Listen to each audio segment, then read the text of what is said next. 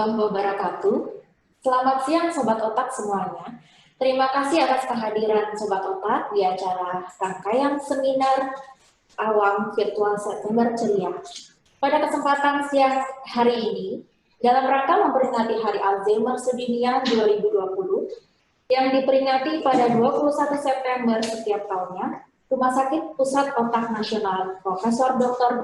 Mahar Marjono Jakarta menyelenggarakan kegiatan edukasi September Ceria dengan tema tahun ini yaitu Menuju Indonesia Ramah, Demensia Ramah Lansia 2020.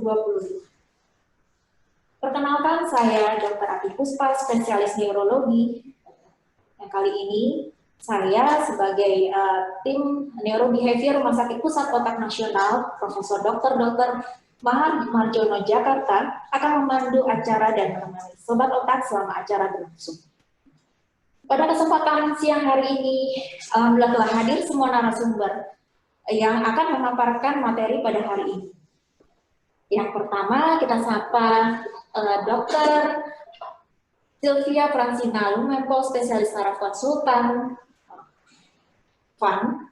Beliau adalah sebagai Ketua Divisi Neurobehavior Rumah Sakit Pusat Otak Profesor Dr.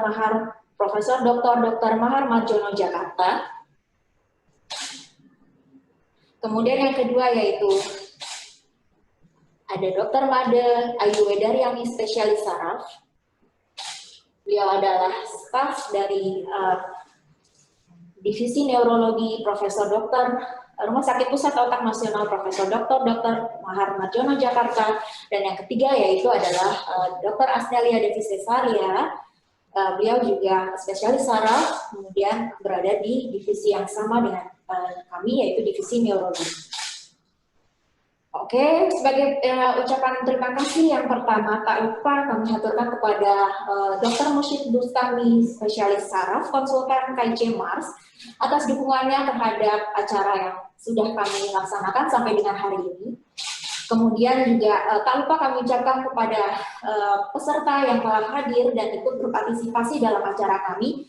Dari Sabang sampai Merauke, saya akan sapa dari mulai Aceh, Samarinda, Bangka Belitung, Palembang, Padang, Surabaya, Medan, Kendari, Biren, Bengkulu, Wonosobo, Batam, Kutai, dan Kediri. Halo Sobat Otak semuanya. Kemudian yang pertama kali kita akan mendengarkan sambutan dari Direktur Utama Rumah Sakit Pusat Otak Nasional Profesor Dr. Mahar Marjono Jakarta, Dr. Mursyid Bustami, spesialis saraf konsultan KIC Mars. Kepada Dr. Mursyid, kami persilakan. Terima kasih Dr. Ati Puspa, spesialis saraf yang memandu acara kita pada siang hari ini. Assalamualaikum warahmatullahi wabarakatuh. Selamat siang menjelang sore, saudara-saudara sekalian, salam sejahtera juga buat kita semua. Yang saya hormati tentunya para direksi dan karyawan Rumah Sakit Pusat Otak Nasional, para pasien kami, para pengunjung, dan juga masyarakat yang berada di sekitar Rumah Sakit Pusat Otak Nasional, dan juga tentunya para peserta webinar kita pada siang hari ini. Tadi disebutkan mulai berasal dari berbagai daerah, ada yang dari Aceh sampai ke Kalimantan dan Sulawesi. Yang saya hormati juga para narasumber yang telah siap untuk memaparkan materinya pada sore hari ini, seluruh peserta, seluruh panitia, dan juga tentunya sponsor kita dari PT Veron. Sekali lagi kita mengucapkan puji syukur kepada Allah Subhanahu wa taala, Tuhan yang Maha Kuasa, yang mana pada sore hari ini atas berkat rahmat-Nya kita diberikan kekuatan dan kesehatan sehingga kita berada dalam kondisi yang sehat mengikuti Zoom webinar ini. Nah, Zoom webinar yang kita adakan untuk memperingati Hari Alzheimer Sedunia tahun 2020. Yang seperti kita ketahui diperingati setiap tanggal 21 September setiap tahunnya. Bapak Ibu yang saya hormati, Mungkin sebagian kita sudah pernah mendengar apa itu Alzheimer. Nah, berdasarkan statistik Alzheimer Disease Internasional tahun 2016, orang demensia di Indonesia itu berjumlah 1,2 juta. Dan diprediksi akan meningkat dari tahun ke tahun, sehingga diperkirakan pada tahun 2030 ada sekitar 1,9 juta. Sementara pada tahun 2050, 4 juta jiwa. Nah, hal ini tentunya sejalan dengan bertambahnya usia harapan hidup di Indonesia ini. Kalau sekarang 71,4 tahun usia harapan hidup di Indonesia, namun ini tentunya kita berharap usia lanjut yang berkualitas, karena berdasarkan studi epidemiologi bahwa usia lanjut yang berkualitas itu pada penduduk Indonesia hanya 63 tahunan. Artinya ada 8 tahun usia lanjut yang tidak berkualitas. Nah, salah satunya adalah demensia, di samping juga hilangnya hari-hari atau waktu karena mengalami penyakit sepanjang hidupnya.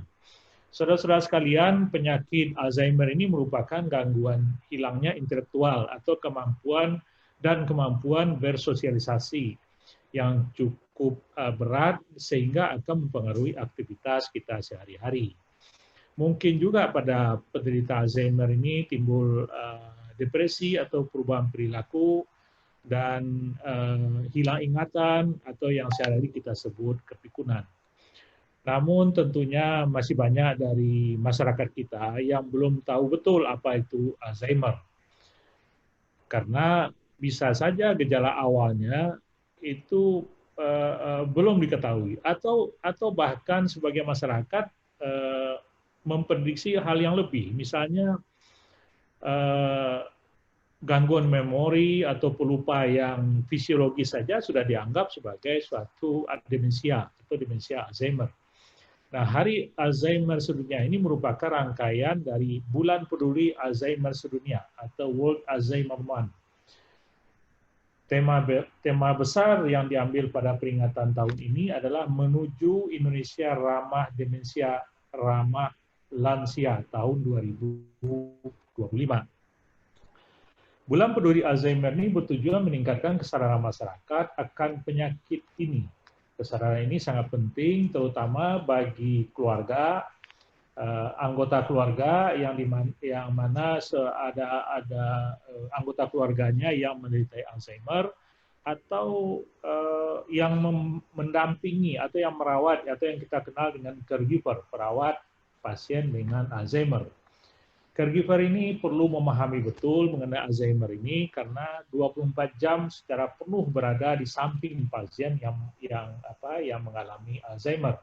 Sehingga tentunya menangani ini tidak mudah, membutuhkan suatu kesabaran, dan tentunya untuk itu perlu adanya pemahaman apa itu Alzheimer, apa itu demensia, dan segala macamnya. Sehingga dengan memahami itu akan dapat melatih kesabaran dan juga menangani pasien-pasien dengan Alzheimer dengan lebih baik lagi.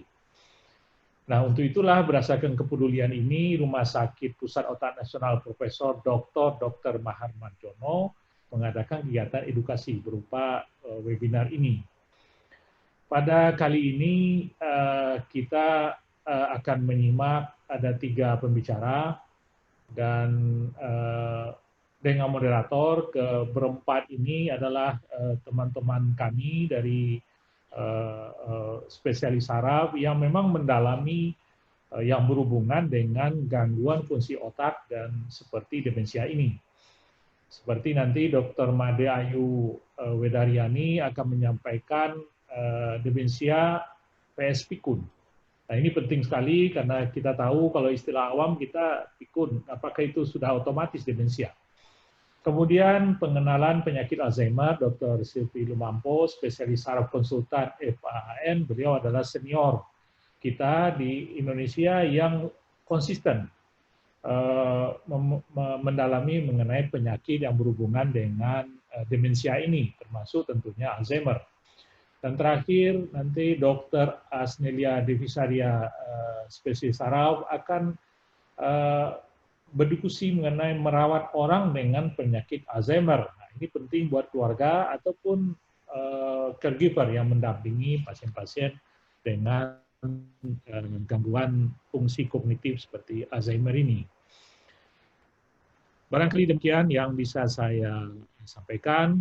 Dengan mengucapkan Bismillahirrahmanirrahim, mari kita buka kegiatan ini, dan dengan harapan kegiatan ini berjalan dengan lancar dan ilmu yang kita peroleh memberikan manfaat baik untuk kita sendiri maupun terhadap sanak keluarga kita dan juga terhadap pasien-pasien kita atau orang yang kita dampingi yang mengalami demensia maupun untuk instansi tempat kita bekerja. Barangkali demikian, mudah-mudahan acara ini berjalan lancar, dan terima kasih sekali lagi saya aturkan kepada panitia dan juga sponsor yang telah melaksanakan atau telah mengusahakan acara ini berlangsung dengan sukses. Demikian saja saya akhiri. Wabillahi taufiq wal hidayah. Wassalamualaikum warahmatullahi wabarakatuh. Ya, terima kasih Dr. Mursid atas kata sambutannya. Untuk mempersingkat waktu, izin kami mulai acaranya ya, Dok. Ya, silakan Dr. Rati. Ya, saya menyimak aja ya. Saya mungkin matikan. Baik, Dokter. Terima kasih, Dok. Sehat selalu ya, Dok. Kemudian untuk sesi yang ketiga, kita akan mendengarkan paparan dari Dr. Asnelia Devisaria, spesialis saraf, dengan judul materi merawat orang dengan penyakit Alzheimer. Saya ingatkan sekali lagi kepada para sobat otak, bagi yang ingin mengajukan pertanyaan, silakan diajukan pertanyaan pada kolom Q&A. Dengan pertanyaan yang akan diajukan itu mungkin kepada siapa narasumbernya atau mungkin kepada semuanya. Jadi misalnya pertanyaan kepada Dr. Asnelia. Pada Dr. Asnelia, saya mengajukan pertanyaan seperti ini. Atau mungkin kepada Dr. Siti, atau mungkin kepada Dr. Oke, dapat diajukan ke kolom Q&A. Baiklah, untuk Dr. Asnelia, sebelumnya saya akan bacakan sedikit CV beliau. Dr. Asnelia Devisaria, spesialis saraf. Beliau lulus menjadi dokter umum pada Universitas Yarsi. Kemudian lulus spesialis saraf di Fakultas Kedokteran Universitas Indonesia dan menjadi staf divisi neurobehavior Rumah Sakit Pusat Otak Nasional Profesor Dr. Mahar Marjono. Kepada Dr. Asnel, silakan komentar. Terima kasih Dr. Rati selaku moderator hari ini. Selamat siang menjelang sore semua sobat otak. Izinkan saya jadi pembicara terakhir yang mengangkat tema tentang cara merawat orang dengan penyakit Alzheimer. Mungkin di pembicara pertama dan kedua sudah dibahas apa itu demensia dan Alzheimer, dan kemudian selanjutnya saya lanjutkan bagaimana sih cara untuk merawat mereka. Slide. Ya, jadi tujuan untuk mengetahui cara merawat pasien dengan penyakit Alzheimer ini yaitu memperbaiki kualitas hidup pasien. Tadi sudah dibahas oleh pembicara pertama dan kedua bahwa penyakit ini akan degeneratif atau semakin lama semakin memburuk apabila tidak dipelihara dengan baik, tidak diobati, dan juga sejalan dengan usia. Dan kita perlu mengetahui cara merawat pasien dengan penyakit Alzheimer karena pasien ini diharapkan bisa melakukan kegiatan harian dengan mandiri. Jadi ini penting adalah kegiatan sehari-hari. Kemudian untuk menjaga, memelihara kognitif pasien. Nah, yang tadi sudah dibahas oleh pembicara pertama dan kedua bahwa yang terganggu adalah kognitif. Tadi kognitif apa sudah dibahas juga. Nah, dengan merawat yang baik, kita akan memelihara kognitif pasien tersebut. Dan kemudian pasien dengan penyakit Alzheimer mempunyai banyak gangguan perilaku. Satu minimal dipunyai oleh pasien dengan penyakit Alzheimer. Dan bisa berkembang menjadi gangguan perilaku yang lain. Jadi bagaimanakah mengetahui manajemen atau pengaturan terhadap gangguan perilaku terhadap pasien tersebut. Dan yang kelima tentunya untuk mencegah stres pada caregiver. Mungkin Sobat Otak yang saat ini menjadi caregiver pasien dengan penyakit Alzheimer sedikit sudah merasakan bagaimana kesulitan untuk merawat ya pasien ini. Nanti kita bahas. Baik, slide. Nah, pasien dengan penyakit Alzheimer sendiri tadi sudah dibahas mempunyai gangguan kognitif dan perilaku. Jadi seringnya terganggu aktivitas harian. Nah, bukan perilaku pasien di sini yang kita rubah, tapi perlu kita tahu bagaimana cara merawatnya adalah dengan merubah orang-orang yang berada di sekitar pasien tersebut. Dan jangan lupa, merubah lingkungannya supaya menjadi lebih nyaman untuk pasien tersebut. Dan pastinya harus mengkomunikasikan ke dokter kondisi pasien saat itu, kondisi caregiver sendiri, kemudian evaluasi terhadap obat-obatan. Ini perlu sekali. Jadi kenapa pasien Alzheimer perlu dilakukan kontrol berkala untuk gangguannya. Right?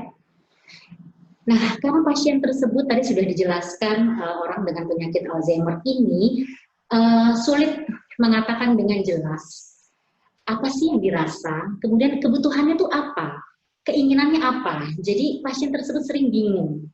Ditambah dengan gangguan memorinya, pasien sering lupa. Jadi dalam melakukan kegiatan mungkin banyak bingungnya, kemudian berbicara yang berulang-ulang, kemudian yang pasien juga jadi merasa marah karena hal-hal tersebut. Nah, jadi kita perlu menciptakan rasa nyaman dan aman untuk pasien tersebut. Kemudian kita perlu mengetahui pemicu perubahan perilaku tersebut.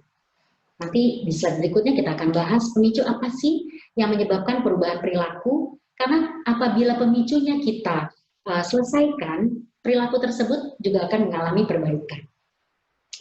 Kemudian libatkan pasien pada kegiatan atau pekerjaan rumah tangga sehari-hari. Tapi tentunya juga menyesuaikan dengan kemampuan kondisi pasien tersebut. Hindari kelelahan tentunya, tapi pasien merasa dilibatkan, dia akan ikut bersama-sama melakukan sesuatunya bersama keluarganya. Dan tak lupa mulai dari hal yang pasien suka. Jadi ajak pasien untuk tekuni hobinya atau kegiatan yang mengalihkan perhatiannya sehingga pasien suka melakukan hal tersebut, sehingga waktunya habis untuk melakukan suatu kegiatan yang berguna. Dan ini juga penting untuk kognitif pasien. Nah, pola yang kita gunakan untuk merawat pasien tentunya kita berangkat dari caregiver-nya ya. Jadi caregiver adalah orang yang selalu bersama pasien, yang mengerti kondisi pasien. Nah, yang perlu dipahami adalah pertama kita harus mempunyai niat baik dan niat yang positif untuk merawat pasien tersebut. Jadi mungkin ada jengkel, ada kesel, dan lain-lain. Nah, dalam merawat pasien ini kita harus tahu bahwa pasien ini berubah kondisinya karena sesuatu penyakit dalam otaknya. Jadi kita harus memahami hal tersebut, lalu kita bisa merawatnya dengan baik. Kemudian sabar dan ikhlas ini penting, karena dalam merawat pasien ini mengalami banyak kesulitan nantinya, jadi diharapkan caregiver-nya harus sabar dan ikhlas. Yang penting adalah kita harus mempunyai jadwal kegiatan pasien. Dan tentunya tidak monoton, jadi harus berkembang dengan variasi-variasi tertentu, tapi diperbolehkan untuk mempunyai jadwal-jadwal tertentu yang wajib. Sehingga pasien terlatih untuk memori, kemudian pasien juga mempunyai kegiatan yang baik dan positif untuk menghabiskan waktunya dalam melatih kognitifnya. Dan jangan lupa, karena tentunya pasien ini usianya pun sudah lanjut, maka dalam merawat pasien perlu tetap kita menghormati beliau. Dan jangan lupa dengan kasih sayang tentunya dalam merawat pasien tersebut akan lebih mudah. Ya, kenapa kita penting bahas aktivitas sehari-hari? Karena minimal pasien harus dapat bisa mengerjakan aktivitas sehari-harinya untuk kemampuan pasien sendiri. Dan aktivitas sehari-hari pasien ini kita bagi menjadi aktivitas yang sederhana dan kompleks. Kalau aktivitas sederhana biasanya yang kita lakukan dalam kesehariannya ya, seperti makan, mandi, berpakaian, ke toilet, kemudian untuk buang air besar, buang air kecil, kemampuan mobilisasi, pindah tempat, kemudian kegiatan rutin harian, baik yang sebelum terkena penyakit atau pada saat ini yang sudah dalam kondisi Alzheimer, dan tentunya kegiatan tidur yang penting. Nah, di sini kalau kegiatan kompleks, kita bisa lihat kegiatan yang penuh prosedur, yang punya urutan tertentu, yang mungkin lebih sulit dibandingkan yang sederhana harian pasien lakukan. Dan ini kadang suka menentukan sikap harus bagaimana. Nah, karena pasien tersebut mengalami kebingungan, sering mengalami ketidakmampuan dalam aktivitas kompleks. Diharapkan pasien dapat mandiri, tapi apabila diperlukan, pasien dapat diberikan bantuan, baik sebagian dari caregiver-nya, bantuannya, atau yang seluruhnya. Kita tergantung dari tingkat keparahan penyakit tersebut. Dan yang jelas kita harus bisa melihat kemampuan pasien untuk memfungsikan alat dalam kesehariannya. Misalnya, pasiennya masih bisa nggak nih menggunakan handphone? Bingung nggak menggunakan remote TV? Bagaimana? Tadi mungkin sudah dicontohkan oleh pembicara sebelumnya, sudah melihat kamera tapi bingung untuk memakainya bagaimana. Nah, jadi dan apabila diperlukan, pasien juga memerlukan alat bantu dalam kesehariannya. Alat bantu untuk support supaya pasien tetap bisa melakukan aktivitas sehari-hari. Slide. Ya, ini kita secara aplikasi hariannya ya. Aktivitas sehari-hari biasanya yang sederhana adalah makan. Mungkin sederhana menurut kita karena kita mungkin normal ya. Tapi bagi pasien dengan penyakit Alzheimer ini ada yang susah makan, nggak mau makan sama sekali, menolak untuk makan, atau malah makan yang berlebihan. Karena dia lupa, dia pengen makan lagi gitu ya. Jadi ini akan ada kelainannya. Nah, yang diperlukan dalam kondisi makan pada pasien dengan Alzheimer ini adalah lebih baik makan bersama dengan keluarga. Duduk bersama-sama di meja makan, sehingga pasien merasakan kebersamaan dan dia tidak merasa dibedakan dengan satu yang lainnya. Dan mengambil sendiri, dicoba mengambil sendiri makanan yang diinginkan. Kita bisa lihat betul nggak porsinya, ya terlalu banyak atau terlalu sedikit. Apakah kuah yang dia sendok ke dalam piring yang ceper atau mangkok, kita bisa lihat karena gangguan visual spasial yang terjadi atau tata ruang 2 dan 3 dimensi ini akan mempengaruhi. Nah, apabila dibutuhkan bantuan, kita bisa membantu pasien untuk memberikan tempat yang sesuai atau memberikan porsi yang sesuai. Dan yang penting adalah porsi kecil, jadi nggak terlalu banyak, seperti digambar mungkin satu piring penuh gitu ya, tapi baiknya satu porsinya adalah kecil, tapi kita bagi dengan porsi terbagi, jadi sering. Dengan 3 kali makan dan 2 snacking time. Jadi ada 2 waktu snack di tengah makan wajib. Kemudian untuk alat makan harusnya bisa terlihat dengan jelas, dengan warna kontras dan mudah untuk dipegang. Dan sedikit tips sebenarnya di sini kita hindari gula, garam, sambal botol atau kecap botol yang memang kita taruh di meja makan karena kecenderungan pasien untuk bisa mengambil atau menambahkan garam atau hal yang tadi itu ke dalam makanannya. Jadi kita menghindari juga kebanyakan ditaruh ke dalam piring makannya. Kemudian mengajak makannya dengan cara yang baik. Kemudian minum obat itu juga kita gabung dalam cara pengajakan yang baik ya, karena banyak pasien dengan Alzheimer ini multifarmasi. Jadi mereka memang memerlukan obat-obat yang banyak. Nah, usahakan ajakannya adalah dengan cara yang nyaman. Slide. Ya, di sini saya ada 2 video. Boleh kita tampilkan ya, yang silang dulu.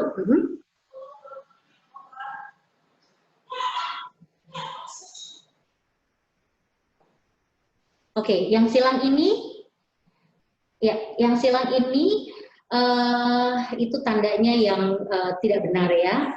Jadi ini ada caregiver yang meminta untuk pasiennya untuk minum obat dengan cara yang kurang baik, kurang nyaman, menyuruh, ya, dengan kurang nyaman dia akan menolak. Itu ada agresif. Nah, dari situ akan agresif sifatnya.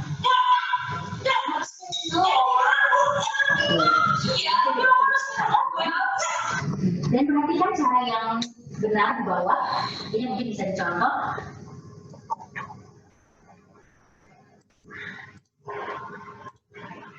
Ya, di sini nanti bisa dilihat bahwa cara mengajak yang baik dengan gaya yang santai dan melihat kondisi pasien sedang apa, memperhatikan kondisinya, jadi tidak memaksakan, ini akan membuat lebih mudah pasien untuk bisa mau makan.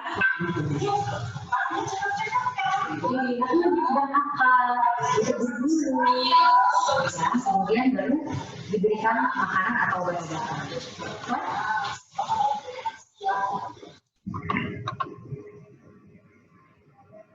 Mudah-mudahan video ini jelas ya. Ya, bagaimana tentang mandi? Tadi kita bicara dengan makan. Ya. Mandi ini juga penting. Banyak pasien dengan Alzheimer yang tidak mau mandi sama sekali, tidak mau bersih-bersih, nggak mau menjaga kebersihan diri atau merawat dirinya. Ya, tapi usahakan tetap mandi dan kamar mandi harusnya tidak licin. Ya, jadi disikat, bekas sabun harus disiram, kemudian beri pegangan-pegangan seperti contoh di bawah itu ada lansia atau pasien yang memegang pegangannya supaya tidak jatuh, boleh sambil duduk, kemudian lakukan gerakan, dicontohkan. Ada masukan dari dokter gigi pada webinar yang lalu bahwa untuk bisa menjaga kesehatan gigi itu juga lakukan sikat gigi bersama. Jadi pasiennya merasa tidak diadili untuk menjaga kebersihannya. Ya, jadi bersama-sama. Kemudian rasakan airnya dulu. Ya, jadi tidak langsung diguyur karena pasien takut mandi karena takut kedinginan, mungkin badannya nggak enak. Nah, ini kita berikan sebagai motivasi untuk pasien bisa mandi. Slide. Ya, bagaimana tentang buang air kecil dan buang air besar ya? Jadi bantuannya adalah lansia tersebut sudah banyak atau pasien dengan penyakit Alzheimer ini sudah banyak dengan gangguan sendi, ya. Jadi lebih baik toiletnya yang duduk. Ya, kemudian lakukan buat jadwal rutin kapan buang air besar, buang air kecil. Jadi dibiasakan. Sesudah makan mungkin dibiasakan untuk buang air kecil. Kemudian konsumsi cairan dan buah serta sayur yang cukup, jadi menghindari sembelit dan batasi cairan sebelum tidur sehingga mengurangi resiko bangun pada saat malam untuk buang air kecil. Dan bisa digunakan underpad serta hindari kegelisahan pada pasien. Jadi pasiennya nyaman, mungkin pemakaian pampersnya juga harus nyaman. Apabila perlu memang dibuat buang air kecil dulu sebelum tidur. Slide. Ya, bagaimana tentang berpakaian dan merias diri? Ya, ada gambar di sebelah, itu ada pemakaian sendal jepit yang berbeda ya warnanya. Itu bukan model, tapi ternyata ini banyak pasien yang jadinya salah ngambil sendal satunya dengan yang lainnya. Jadi harus dipisah yang punya dia mana ditandain. Kemudian untuk pakaian sendiri kita harus batasi jumlahnya dan tetap pasien memilih pakaiannya sendiri. Tapi nanti kita lihat di video berikutnya bagaimana caranya. Kemudian lakukan kancing baju sendiri, pakai baju sendiri usahakan dulu, ya sendiri. Tapi kalau memang tidak bisa, caregiver bisa bantu. Nah di sini tipsnya untuk pasien-pasien yang sering buka baju di tempat yang umum gitu ya karena gangguan perilakunya, adalah buat resleting belakang untuk bajunya. Dan untuk merias diri, bercermin bersama-sama. Ya, lakukan kebersihannya, dia melihat wajahnya sendiri sehingga pasien merasa perlu dan merasa nyaman ada yang mendampingi pada saat merias. Slide. Ya, kita lihat yang silang ini videonya. Di sini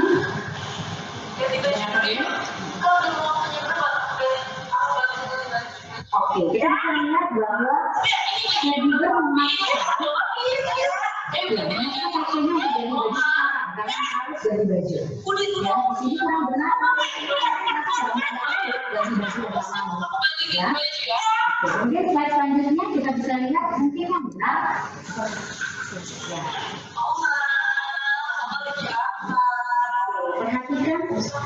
caregivernya dekat dengan pasiennya, membuat pasien nyaman dengan sentuhan dulu.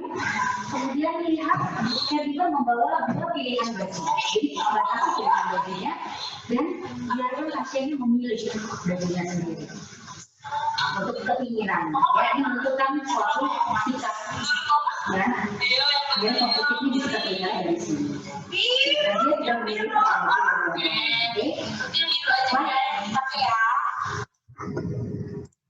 ya untuk melihat sendiri boleh kita tampilkan di sini pasiennya diminta untuk menyisir rambut. Apabila dipaksa dia pasti tidak mau, ya. Nah, tapi caranya bagaimana? Dengan tangan, dengan sentuhan, kemudian sisirnya ditaruh tangan kita sendiri, di tangan caregivernya ya, untuk mencontohkan. Nah, pasien merasa nyaman, sedangkan sisirnya ke tangan pasiennya, dan ini akan membuat pasiennya bisa mandiri melakukannya sendiri. Oke, ini pasiennya sudah tersenyum ya. Iya. Ya, bagaimana dengan tidur? Sering banget kita temukan adalah gangguan tidur pada pasien dengan penyakit Alzheimer. Nah, caranya adalah sebenarnya mengisi waktu ya dari pagi sampai sore dengan kegiatan yang bermanfaat supaya malamnya udah lelah dan bisa tidur. Di beberapa literatur menyatakan bahwa sekitar 20 menit sampai 30 menit berjemur di pagi hari dan sore hari dapat menurunkan gangguan tidur pada malam hari. Dan jelas bahwa kita harus menggunakan sleep hygiene, misalnya mematikan lampu pada saat waktunya tidur, tetap berada di tempat tidur pada jam tidurnya, mempunyai jam tidur yang teratur, dan kemudian satu lagi toilet ya, ke toilet sebelum tidur. Slide. Nah, alat bantu apa sih yang diperlukan? Ternyata ini perlu loh, jadi supaya pasien merasa nyaman.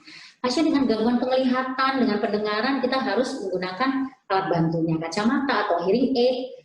Kemudian perlu bantuan kursi roda kah untuk mobilisasi, tongkat atau tongkatnya yang nyaman, ya, dan hati-hati terhadap lingkungan rumah, ya, jadi sudut-sudut yang tajam itu kita kasih bantalan atau kita berikan warna tambahan. Dan pemakaian CCTV sekarang cukup bermakna karena kita bisa lihat kondisi pasien sedang apa apabila kita di beda ruangan. Slide. Nah, untuk orientasi dan memori. Jadi orientasi itu mengenali orang atau mengenali ruangan, tempat, dan mengenali waktu. Jadi kita perlu bantuan foto-foto keluarga, ya. Jadi bisa diingatkan lagi ini foto si siapanya. Kemudian tetap menaruh perabotan kesayangannya supaya pasien juga merasa nyaman, merasa di rumahnya. Kemudian ajak nostalgia, ya, melalui cerita-cerita, ada foto dan lagu-lagu, jadi bisa untuk merecall memorinya. Kemudian sebaiknya sih mungkin pasien tetap tinggal di rumah yang dia dulunya tinggal. Jadi sehingga dia tidak bingung bahwa ini sedang di mana. Ya, seringnya orientasinya berubah terhadap tempat karena dia dipindahkan ke rumah anaknya yang lain atau bukan di rumah dia sendiri. Kemudian membiasakan menaruh benda-benda pada tempatnya, sehingga pasien tetap diingatkan untuk menaruh barang di tempat itu lagi dan mengambilnya di situ lagi. Dan jangan lupa untuk menyebutkan nama kita sendiri untuk bila berbicara dengan pasien, karena kita menamai nama kita siapa, jadi pasien mengetahui, oh saya berbicara dengan si siapa. Misalnya saya namanya Dian, Dian ambilkan ya mangkoknya, misalnya gitu. Jadi pasien tahu, oh yang ini namanya Dian. Ya, jadi perlu untuk penamaan terhadap lawan bicara. Slide. Ya, ini banyak banget gangguan perilaku seperti agresif, yang marah, iritatif, yang mengamuk, depresif, yang sedih, putus asa, mau bunuh diri, apatis yang cuek saja terhadap lingkungannya, halusinasi yang kadang suka mendengar atau melihat yang sebetulnya tidak ada, delusi yang merasa meyakini sesuatu padahal itu tidak ada kecemasan ya, seperti gambar di bawah, menuduh orang lain mungkin, dan ada kegiatan yang berulang-ulang tanpa tujuan. Hati-hati di bawah ada gambar sampai bisa memegang benda tajamnya apabila sudah terlalu agresif. Slide. Ya, ini kita bisa tampilkan yang silang dulu. Ya.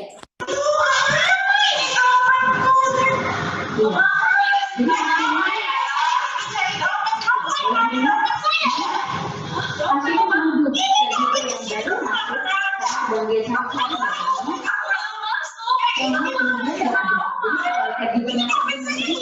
bahwa dia ngambil dompetnya. Oke, kita bisa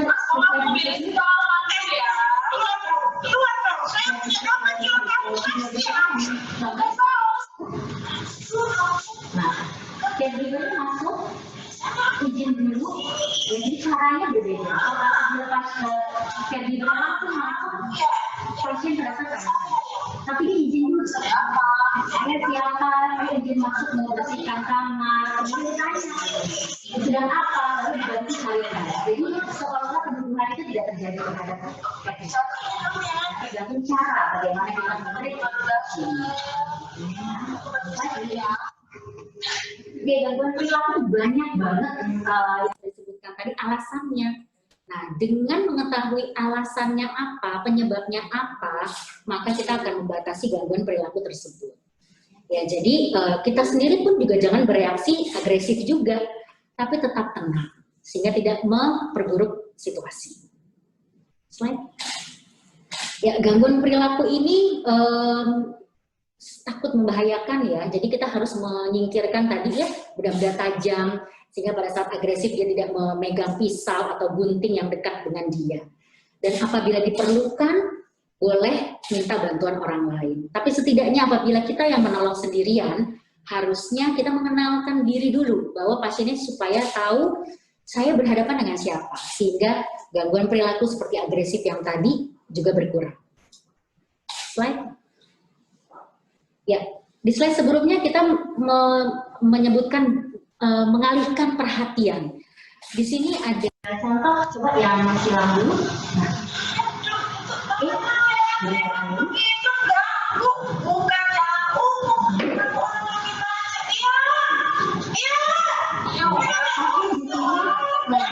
Saya baca buku ya di ruangannya, buku banyak banget lewat padahal tidak halusinasi visual yang muncul pada pasien yang bagaimana mengatasi itu. Jadi bukan kita malah marah ke pasien yang nggak ada hal yang dia lihat, tapi perhatikan betul. Ini melihat orang yang sudah ada di ruangan.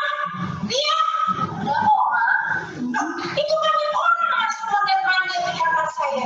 Kita tetap tenang, jangan sampai takut. Tapi sampaikan pasien bahwa yang dia lihat benar. Tapi begitu pasien merasa ngotot gitu ya, setelah ada pendapatnya, pegang tangannya, berikan sentuhan, sadarkan dia bahwa dia tidak ada, dan segera alihkan perhatiannya. Di sini pasien diajak untuk jalan-jalan, ya, untuk mengalihkan perhatian terhadap halusinasi visual yang dia lihat. Ya, dan pasien mau ya. Ya, bagaimana komunikasi?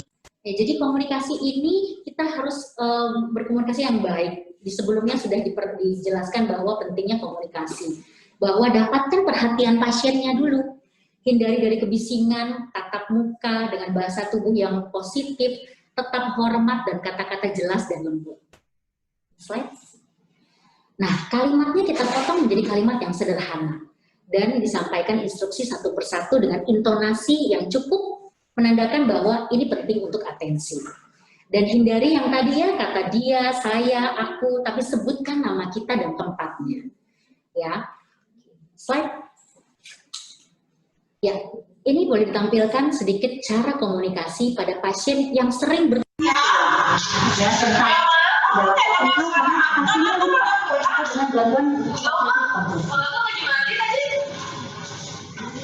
pasien bertanya satu kali, kemudian nggak lama kemudian Iya, aku pernah pulang. ya, dia bertanya lagi.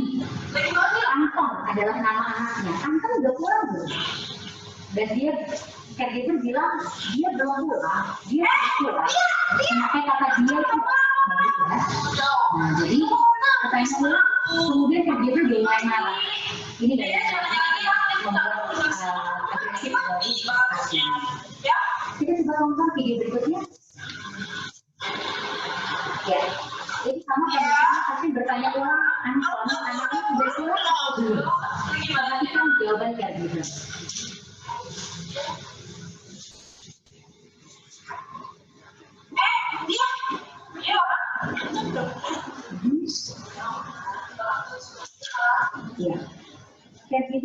disebutkan nama.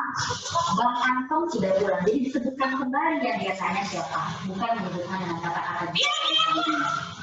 Kemudian dia panggil lagi, tapi ingat seperti video pertama, yang juga kesel ya karena ditanya ulang. Kalau yang sekarang, yang itu mencoba menenangkan pasiennya dan meyakinkan Anton anaknya begitu. Right? Ya, jadi tenang caregiver sendiri sebetulnya lebih baik dari keluarga yang ini. Ya, jadi pasien merasa nyaman berada dalam keluarganya sendiri, dan apabila diperlukan tenaga pengasuh, perlu diberikan pelatihan. Nah, kemudian perlu diatur juga untuk keuangan apabila diperlukan biaya tambahan untuk caregiver. Nah, caregiver sendiri ini harus punya waktu untuk dia bergerak ya, maksudnya tidak dengan pasiennya saja, kasih waktu me time kita bilang ya untuk diri sendiri. Pasien caregivernya juga perlu waktu untuk curhat ke orang lain karena pasti lelah untuk selalu merawat pasiennya terus-menerus, dan ini diperlukan gantian, ya pergantian shift si caregiver tersebut. Jadi keluarga kalau anak 5 ya mesti gantian harusnya yang merawat pasiennya. Dan satu lagi sebetulnya realistis terhadap kondisi pasien. Jadi pasiennya sudah bagaimana kondisinya sesuai dengan keparahan penyakit. Nah, kita harus merawatnya sesuai dengan realistanya. Slide. Ya, ini ada rehabilitasi kognitif yang memang bisa digunakan sebagai alternatif untuk merawat ya. Jadi punya hewan peliharaan, kemudian latihan main angklung atau musik. Jadi terapi musik ini juga penting untuk melatih kognitif. Kemudian pelihara humor. Jadi tidak melulu untuk memerintahkan pasiennya melakukan sesuatu, tapi kita ajak dia juga supaya tetap mempunyai rasa humor yang tinggi. Kemudian banyak pelatihan sekarang untuk pasiennya suka berkebun nggak, jadi lakukan hobinya. Ya, salah satunya ada gambar di bawah, ilustrasinya adalah tetap menjaga penampilan dari pasiennya. Karena kalau dulunya dia berpenampilan baik, baiknya saat ini pun dengan penyakitnya kita harus merawat dia dengan penampilan yang baik juga. Karena recall memori terhadap pasien tersebut tinggi dan menghargai pasiennya untuk kondisi dia sebelum dia terkena penyakit. Slide. Ya, inilah kesimpulannya. Jadi merawat pasien dengan Alzheimer itu susah-susah gampang ya. Tapi harus dengan niat yang tulus, kasih sayang, kesabaran, dan keikhlasan, serta kreativitas untuk membuat suatu kegiatan dalam perawatan pasien. Dan dalam merawat pasien, justru ini unik, personal sekali, custom. Ya, setiap pasien dan setiap keluarga ini berbeda-beda. Jadi sesuaikan fleksibilitas terhadap pasien dan keluarganya. Dan inilah pentingnya kenapa kita harus mengetahui penyakit Alzheimer itu apa dan caranya, karena untuk mencapai tujuan perawatan yang di awal sudah saya sampaikan untuk kualitas hidup pasien dan tentunya caregiver-nya. Slide. Ya, terima kasih saya ucapkan dalam merawat kita harus menggunakan kasih sayang dan sentuhan supaya sama-sama bisa tercapai tujuan perawatan pasien. Terima kasih. Terima kasih kepada Dr. Asnel atas pemaparannya yang luar biasa ya dok ya. Ini sangat-sangat dibutuhkan bagi sobat otak yang merupakan caregiver dari penyakit Alzheimer. Jadi bisa diikuti mungkin langkah-langkah yang tadi sudah disebutkan oleh Dr. Asnel. Baiklah sobat otak. Untuk sekarang kita masuk sesi tanya jawab. Banyak sekali pertanyaan yang sudah masuk ke kami. Mungkin akan kami bacakan satu-satu, akan kami coba bacakan satu-satu ya. Yang pertama ini dari Bapak Narendra Insan Duhita dari Mojokerto, Jawa Timur. Dan ini pertanyaan untuk Dr. Made. Untuk penyakit pikun menjadikan seseorang kehilangan daya ingat. Apakah dapat merubah suatu kepribadian juga, dok? Kemudian selain usianya yang sudah tua, apa yang dapat menyebabkan daya ingat jadi menurun? Dan apakah selalu diwajibkan diberikan obat atau terapi khusus? Terima kasih. Terima kasih pertanyaannya dengan Bapak Narendra ya di Mojokerto, jauh sekali Pak. Selamat siang. Jadi untuk gangguan perilaku pada gangguan pikun ya. Tadi sudah saya bahas bahwa pikun itu memang terminologinya untuk lupa ya, keluhan sering lupa. Dan jika sampai terjadi suatu gangguan perilaku, berarti itu melibatkan area otak yang lebih kompleks ya Pak ya. Artinya harus kita periksa lebih lanjut, harus kita eksplorasi lagi apakah hanya gejala itu saja yang ada, dan kita evaluasi secara komprehensif pemeriksaan kognitif orang tersebut. Pemeriksaan kognitif artinya fungsi yang lainnya, fungsi kognitif lainnya selain memori, dan juga pemeriksaan yang non-kognitif, tergantung gangguan perilakunya itu apa, ya, seperti itu. Dan mungkin kita perlu anamnesis lebih lanjut lagi, apakah faktor resiko yang ada pada orang tersebut, misalnya penyakit-penyakit penyerta, ya, seperti hipertensi, diabetes, kolesterol, ya, riwayat stroke sebelumnya, ya, seperti itu. Berarti untuk terapi pun juga menyesuaikan pastinya. Iya, jadi untuk tata laksananya akan menyesuaikan dari hasil pemeriksaan terhadap orang tersebut, ya. Jadi perlu diperiksa lebih lanjut. Terima kasih, dokter. Kemudian ini ada pertanyaan yang ditujukan pada Dokter Silvi. Untuk Alzheimer pada perempuan dikatakan lebih tinggi kejadiannya. Apakah ada pengaruh dari hormonal, Dok? Ini dari Ibu Eni ya, Dok, di Ibu Eni Wijayati, tapi tidak disebutkan dari mana. Terima kasih untuk Ibu Eni untuk pertanyaan mengenai hormonal. Tentu kalau penyakit Alzheimer tadi sudah saya jelaskan bahwa di otak sendiri ada protein yang toksik, protein yang disebut beta amyloid dan juga tau protein. Sampai sekarang yang bisa menghilangkan protein yang menjadi racun ini obatnya belum ada. Yang ada adalah memperbaiki gejala klinis. Jadi faktor hormonal tidak berhubungan. Yang menyebabkan penyakit Alzheimer adalah adanya protein yang toksik. Jadi semoga bisa mengerti bahwa pria juga bisa terjadi penyakit Alzheimer. Tetapi yang kita lihat penyakit-penyakit yang banyak, misalnya penyakit jantung, banyak yang menyerang pria. Sehingga yang umurnya panjang lebih banyak wanita. Mereka yang terpapar pada usia lanjutnya oleh protein yang racun ini. Sehingga pada usia-usia biasanya di atas 80, 40-50% menderita Alzheimer. Usia panjang, tapi mereka menderita demensia karena penyakit Alzheimer. Terima kasih pada Dr. Silvi. Kemudian ini ada pertanyaan, ini ditujukan kepada Dr. Asnel. Bagaimana dok intervensi yang diberikan apabila terjadi orientasi waktu pada pasien demensia yang tidak bisa membedakan siang dan malam? Ini bagaimana dok? Ini tidak ada namanya ya dok ya? Iya. Perlu diketahui dulu sebetulnya apakah pasiennya ada gangguan tidur atau tidak. Tapi kalau misalnya ada gangguan tidur pada malam hari, baiknya kita mengubah siklusnya dulu. Mengubah siklusnya dulu, tidurnya supaya tidur hanya di malam hari. Pagi dan siang sampai sore berkegiatan. Jadi kita nggak tahu ya pasiennya ada atau tidak gangguan tidur. Tapi apabila tanpa gangguan tidur, baiknya pasien untuk bisa membedakan kalau siang kita buka jendela gitu ya, dan kegiatannya dilakukan dalam waktu yang terang dan mempunyai kebiasaan rutin, makanya tadi disebutkan punya jadwal pada saat pagi sampai sore.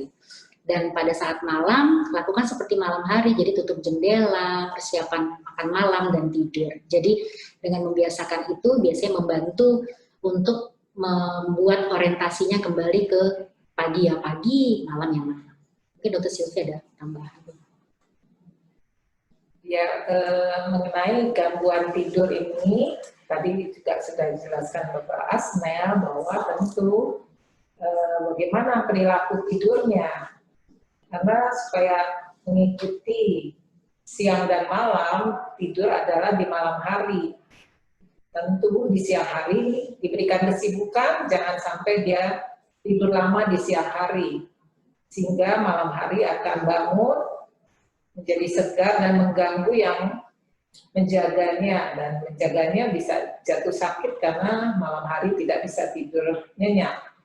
Jadi perilaku ini harus dirubah. Kalau dia banyak tidur siang, harus diberikan kegiatan-kegiatan supaya tidurnya singkat, beristirahat, kemudian ada kesibukan untuk membuat dia letih dan tidur di malam hari.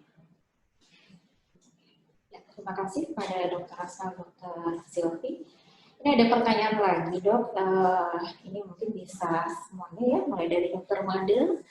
Ya, izin bertanya, Dok, apakah tadi sih katanya kalau tidur habis asar katanya linglung dan jadi orang pelupa. Apakah itu bisa terkena Alzheimer, Dokter? Kemudian apa ciri-cirinya? Kemudian apakah usia muda, jadi kurang dari 20 tahun atau pada usia 20 tahun ini bisa terkena Alzheimer? Jadi apakah usia muda itu mudah lupa naruh buku seperti itu dan lain-lain, itu apakah termasuk golongan Alzheimer seperti itu? Ini dari Ibu Hani Lucia Damayanti. Ya, terima kasih Ibu Hani atas pertanyaannya. Tadi untuk tidur pada saat asar ya, sore hari ya. Iya, betul. Apakah bisa mempengaruhi kognitif? Oke. Sebetulnya intinya kita cukup tidur sehari sekitar 7 atau 8 jam ya. Intinya untuk meningkatkan imunitas dan juga daya pikir ya, fungsi kognitif kita ya, termasuk fungsi memori. Dan growth hormone itu kan memang dikeluarkannya ada jam-jamnya ya, malam sekitar pukul 20 ya, pukul 21 ya. Jadi kalau memang tidur kayak take a nap, maksudnya tidur sebentar saja di sore hari sih sebenarnya nggak masalah, ataupun siang hari setengah jam gitu ya, itu bagus juga sih buat menambah sirkulasi, menyegarkan tuh tidak apa-apa. Intinya sih sehari itu tidur cukup 7 atau sampai 8 jam ya, sesuai siklus sikadian tidurnya ya, itu yang baik karena untuk fungsi kognitif ya, growth hormone, perbaikan sel dan lain-lain. Kemudian usia kurang dari 20. Kurang dari 20 atau pada usia 20 tahun bisa terkena Alzheimer atau enggak, Dok? Ya, jadi paling muda itu memang ada, maksudnya bisa di bawah usia 60 tahun. Tapi kalau untuk usia 20 tahun memang sangat jarang ya. Biasanya kita adakan serial pemeriksaan dulu, kita lihat dulu apa ada faktor-faktor yang lain yang dapat menyebabkan gangguan kognitif tersebut. Jadi tidak langsung ke arah Alzheimer. Jadi kita juga harus singkirkan kemungkinan penyakit atau situasi, kondisi yang apakah itu reversible, bisa kembali ke normal seperti yang tadi saya sampaikan.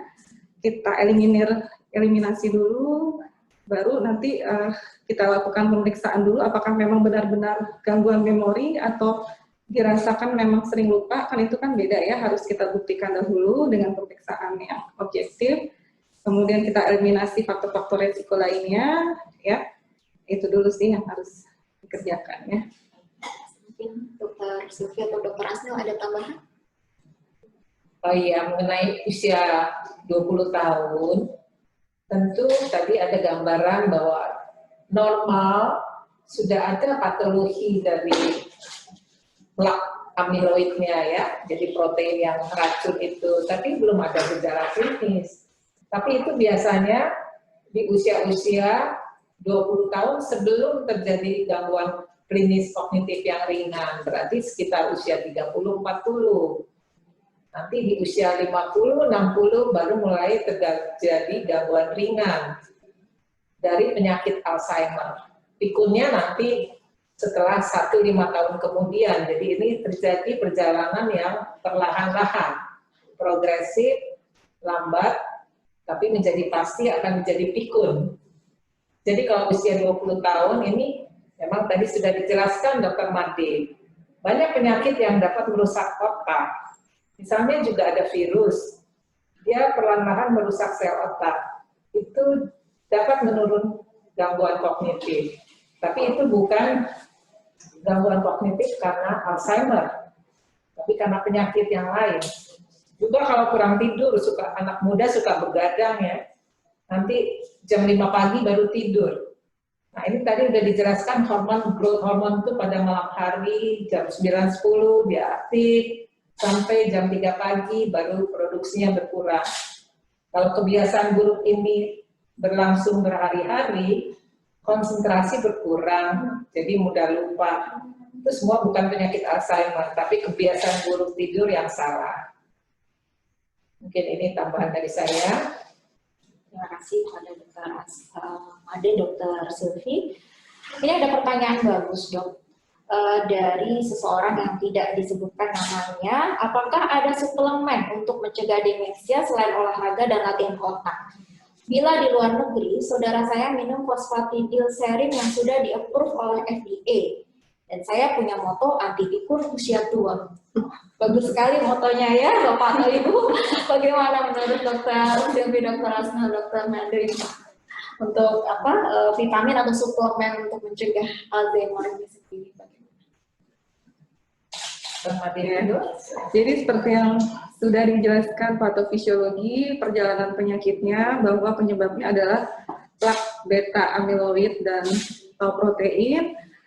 Untuk perjalanan penyakit Alzheimer ini memang akan terus berjalan. Yang kita dapat lakukan adalah menekan decline atau penurunan kognitifnya itu secara mendadak. Ya, jadi kita perlambat dan kita tingkatkan kualitas hidupnya. Jadi untuk mencegah Alzheimer sendiri itu memang untuk obat itu belum ada. Maksudnya untuk menyembuhkan juga belum ada. Tapi kita cegah perburukannya itu selambat mungkin dengan kualitas hidup yang baik, ya. Jadi untuk obat sendiri, untuk Alzheimer ya maksudnya ya. Betul. Jadi untuk obat sendiri meskipun sudah di-approve oleh FDA juga memang belum ada ya, Dok. Jadi kalau mengenai suplemen, bahwa untuk kesehatan usia lanjut kita ketahui bahwa pada usia lanjut ini orang kalau di luar negeri bisa meminum alkohol. Ada juga pola makan, kebiasaan yang buruk, juga kurang berolahraga, beraktivitas. Nah ini semuanya sering atau yang sibuk bekerja, sehingga mereka terkadang pola makannya tidak sehat atau ada zat-zat makanan gizi yang kurang. Mengapa suplemen itu di-approve? Suplemen ini hanya untuk memberikan sel-sel otak ini bisa lebih bertahan lama, lebih kuat, lebih sehat. Tapi kalau untuk menghilangkan penyebab Alzheimer, artinya beta amiloid ini, tentu sampai sekarang belum ada obatnya. Jadi yang diberikan obat-obat adalah obat yang membuat sirkulasi ke otak baik, sel-sel otak yang ada dapat bekerja maksimal. Jadi suplemen ini sebagai tambahan, opsional namanya kalau dokter sebutkan. Dan obat-obat lain yang mengurangi gejala-gejala klinis yang mengganggu, itu yang akan diberikan oleh dokter. Kalau untuk demensia jenis lain mungkin masih ada obatnya, kan, Dok? Demensia yang lain ya seperti kalau dia sindrom demensia yang karena infeksi virus, obat antivirus ada. Itu semuanya akan diberikan. Jadi harus diketahui dulu demensianya apa penyebabnya.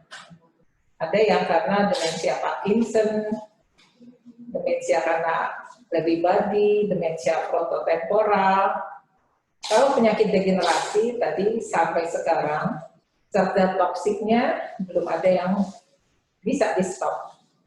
Tapi gejala-gejala yang mengganggu dan untuk kesehatannya supaya proses degenerasi ini tidak bertambah buruk, ya peran sirkulasi itu yang penting yang selalu harus diamati dokter.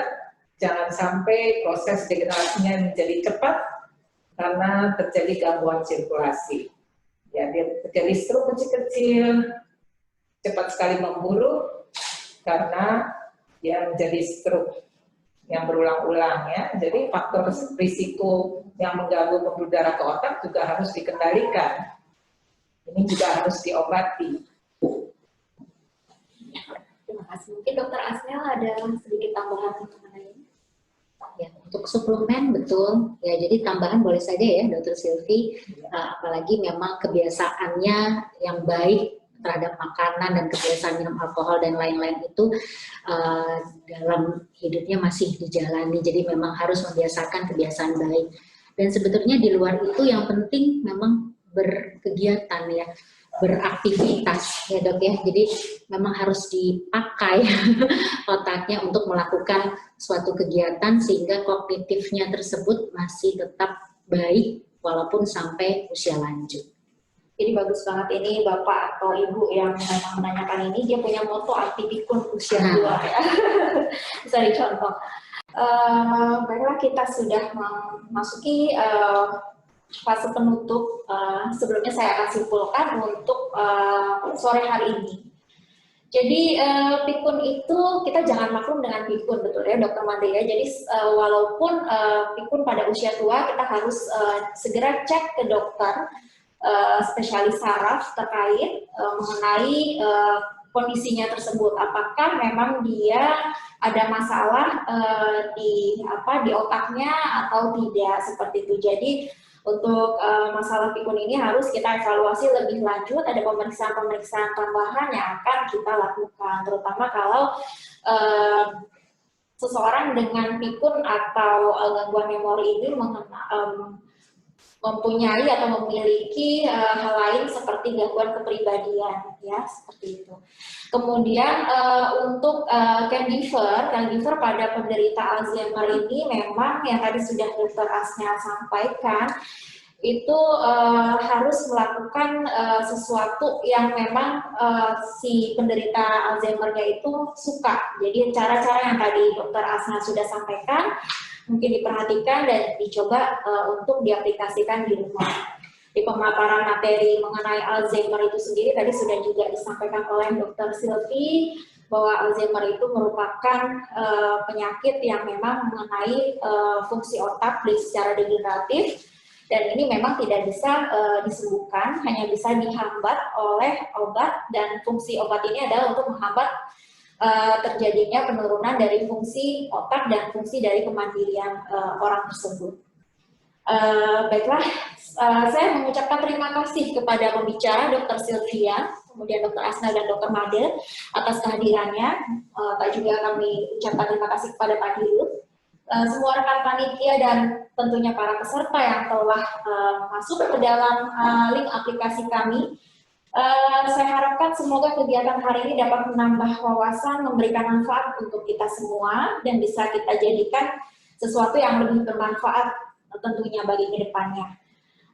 Saya Dr. Ati Muspa beserta seluruh kru di sini dan para pembicara di sini mohon izin pamit. Wassalamualaikum warahmatullahi wabarakatuh.